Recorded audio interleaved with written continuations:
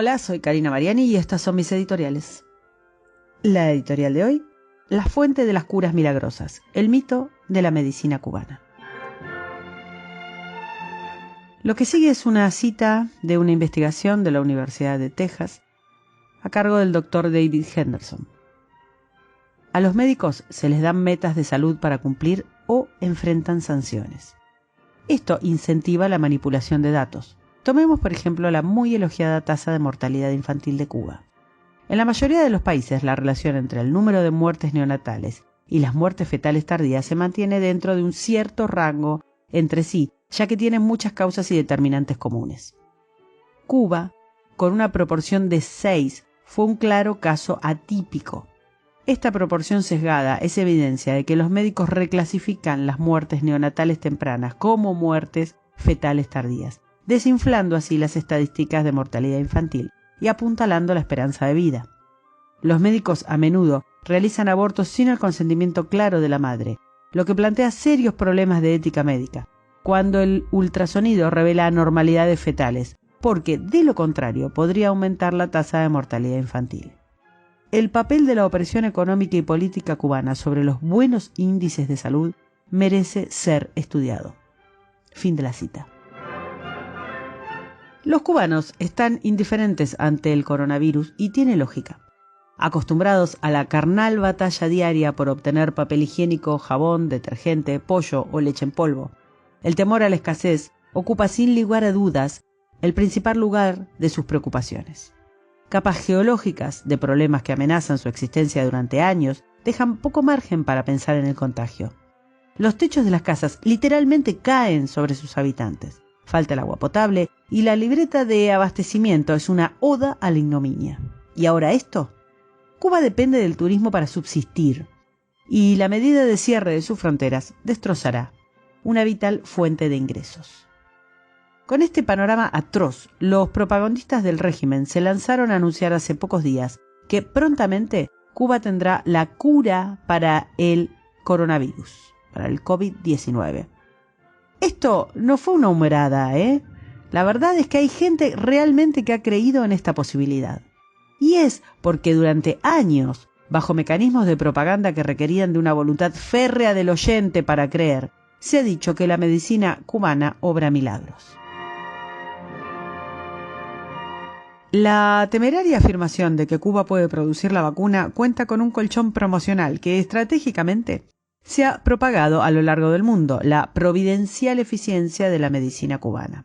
Políticos, periodistas, deportistas y otros estultos amigos de la dictadura se han encargado de cobrar para ponderar esta patraña, tal vez la mentira más fanfarrona que haya sobrevivido a la figura de Fidel. ¿Cómo se construyó esto? Bien, hace 60 años, Castro instauró una dictadura que era a su vez parásita de otra. Tomadas las riendas del Estado en nombre de la revolución, empezaron los procesos que dieron lugar a los fusilamientos. El castrismo se hizo fuerte a fuerza de paredón, según vociferaba desde los organismos internacionales el propio carnicero argentino conocido como Che Guevara. El socialismo a la cubana intentó sembrarse en otros países subdesarrollados, pero afortunadamente fracasaron los muchos intentos de implantarlo. Y no porque no hayan intentado propagarlo con tenacidad, Argentina misma sufrió las heridas de las intromisiones cubanas, aún no suficientemente condenadas y castigadas. América Latina y África padecieron los delirios imperiales del castrismo. Pero ese sueño expansivo se cortó con la caída de la Unión Soviética y Castro debió recurrir a lo que se llamó período especial, cuando ya no pudo más parasitar a la extinta Unión Soviética. El período especial era un ajuste intolerable y para sostenerlo, Fidel recurrió a una represión sin nombre. El planeta entero conoció la miseria cubana. No había forma de decir que ese Averno era un paraíso. ¿Qué podía ser entonces el aparato de propaganda de la izquierda? Un nuevo relato se construye alrededor de la dictadura insular.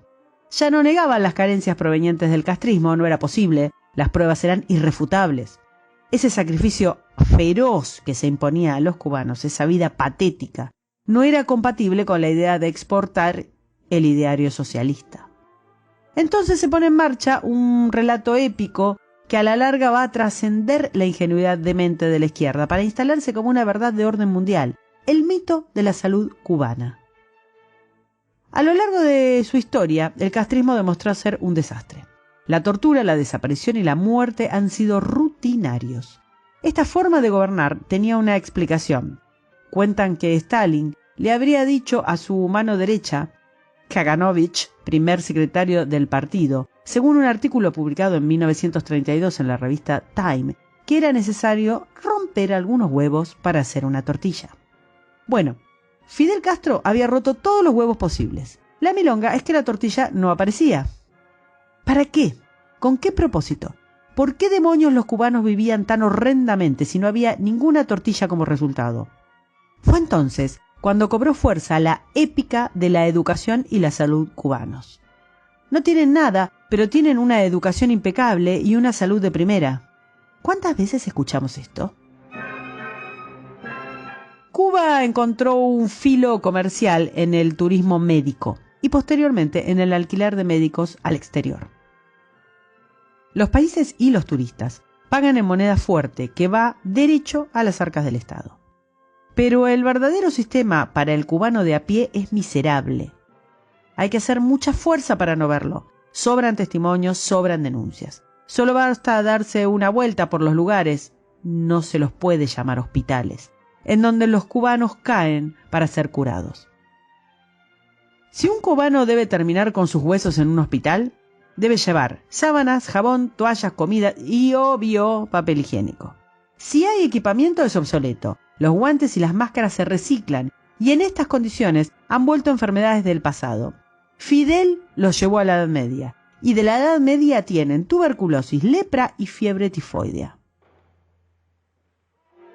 Los cubanos son cada vez más pobres y menos libres. Ya más de 3 generaciones nacieron hacinadas en caserones roídos, obligadas al trabajo voluntario dominical. Esa es la petulante pobreza digna de la que nos hablan los que apoyan la dictadura. Dicen que la Cuba de Batista era un casino para los yanquis. Bueno, la Cuba actual no es un casino, es un prostíbulo desvencijado para turistas del resto del mundo. Por eso necesitan que exista, a como dé lugar, los logros de la revolución, la salud y la educación. Pero el deterioro de la educación es notable, sobre todo en los últimos 30 años, en los que se puso en marcha, debido a la falta de profesores, el plan Maestros Emergentes. La corrupción y la presión del régimen por sostener estas mentiras ha carcomido la institucionalidad educativa y es frecuente que los profesores vendan los exámenes o cobren a los alumnos por aprobarlos. Existen muchas bromas al respecto y hasta hay programas de TV con esta problemática.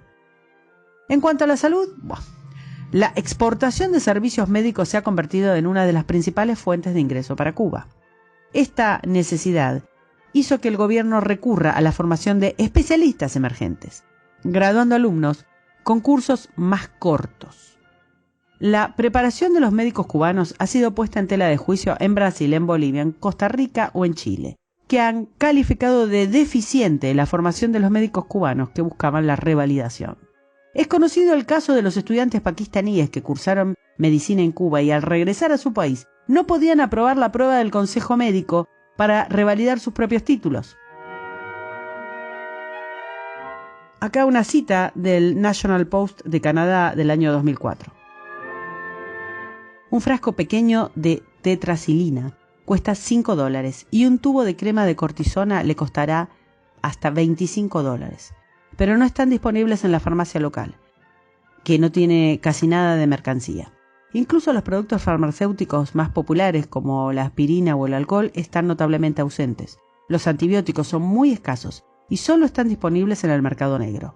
La aspirina se puede comprar solo en las tiendas de dólar administradas por el gobierno, que venden medicinas populares a precios muy altos en dólares estadounidenses. Esto los pone fuera del alcance de la mayoría de los cubanos, a quienes se les paga poco y en pesos. Los turistas tienen todo lo que necesitan, pero para los cubanos es diferente. A menos que usted trabaje con turistas o tenga un pariente en Miami que le envíe dinero, no podrá obtener lo que necesita si se enferma en Cuba. Como médico, esto lo encuentro asqueroso. Fin de la cita. Y esta es una cita de la investigación de Catherine Hatchfield de la Universidad de Oklahoma a cargo del Dr. Scott Johnson. El gobierno cubano continúa respondiendo a las críticas internacionales de su historial de derechos humanos citando elogios por sus logros en salud y medicina. Las descripciones inequívocas positivas del sistema de salud cubano en la literatura de las ciencias sociales son un tanto engañosas. A finales de la década de 1990, seguí a médicos en clínicas de salud familiar, viví en comunidades locales y traté de participar en la vida diaria en la medida de lo posible. A lo largo de mi investigación encontré una serie de discrepancias entre la forma en que el sistema de salud cubano ha sido descrito en la literatura académica y la forma en que parece ser descrito y experimentado por los propios cubanos. Los cubanos no parecían tener una visión muy positiva de su sistema de salud. Algunas personas se quejaron informalmente ante mí de los escasos suministros médicos que a menudo eran robados en los hospitales y vendidos en el mercado negro. La crítica pública al gobierno es un crimen en Cuba y las penas son severas. Obtener formalmente narrativas con críticas sobre el cuidado de la salud sería visto como un acto criminal, tanto para mí como investigador, como para las personas que hablaron abiertamente conmigo. Uno de los problemas más evidentes del sistema de salud de Cuba es la grave escasez de medicamentos, equipos y otros suministros. Fin de la cita. ¿Se entiende de lo que estamos hablando? ¿Cuánta vocación para creer pavadas hay que tener para pensar que existe la excelencia de la medicina cubana? Señores, es de necios no entender que en estas condiciones de miseria y opresión, esta falta de equipamiento más básico, de desconexión con los avances científicos y tecnológicos del resto del mundo, es imposible tener calidad científica de ninguna índole. Ni internet libre tienen para estudiar o para publicar, ni electricidad permanente para aparatos de diagnóstico, ni los aparatos, claro. ¿Cómo van a tener medicina buena en estas condiciones? Ni el agua tienen garantizada. Así y todo, la vicepresidenta argentina esta semana volvió con su hija al país, haciendo loas al gobierno cubano y a su sistema de salud con estas declaraciones. Abro cita. Me pongo a pensar cuánto tiempo pasé este último año en La Habana, casi 100 días, y siento que, aunque tuviera 100 vidas, ellas no me alcanzarían para expresar mi agradecimiento a esta Cuba solidaria, castigada por los poderosos, pero digna y altiva. Esta Cuba que estuvo junto a mí en un momento muy difícil de mi vida, que le tendió su mano a mi hija sin especulaciones y que la cuidó y protegió cuando la feroz persecución mediática y judicial dañó severamente su salud. Esa Cuba de médicos y médicas que ejercen su vocación con compromiso, con un criterio profundamente humanista y con un diagnóstico preciso, por primera vez, que le brindaron a Flor las herramientas necesarias a aquellos y aquellas que han perdido su salud. Esa salud que en tiempos de pandemia, con ribetes bíblicos, vuelve a ser un bien comunitario que exige de todos y todas solidaridad, humanismo y sobre todo compromiso social. Fin de la cita de la vicepresidenta. Una ruinosa dictadura cuyo objetivo más sagrado es propagar el socialismo no puede sino mentir sus estadísticas e índices. Cuba es el país que tiene más médicos en el mundo, con el salario más bajo, por supuesto, y sin acceso al trabajo privado. Esto le permite al régimen alquilarlos, sí, esta es la palabra correcta, y sí, se parece mucho a la esclavitud. Decía, le permite alquilarlos a terceros países, lo que constituye el principal ingreso de Cuba por exportación al exterior. Es indignante pensar que hace solo medio siglo Cuba era más rica que Italia. El mito de la medicina cubana es la última cruzada de la dictadura castrista. Continuar abuenando una tiranía inhumana con estadísticas mentirosas y curaciones milagrosas no es solamente mentir, es ser cómplice.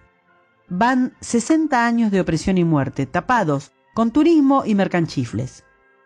En 1953, Fidel ensayó ante el tribunal una pieza que se convirtió en fetiche y que más tarde usó la mismísima vicepresidenta argentina. Dijeron, la historia me absolverá. Ojalá que no.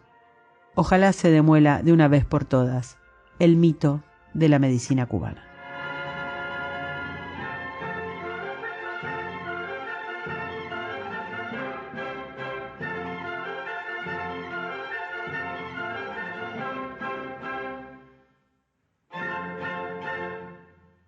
Para escuchar las editoriales del domingo, suscríbete, compartilo, me gustealo y nos vemos en la próxima. Gran abrazo.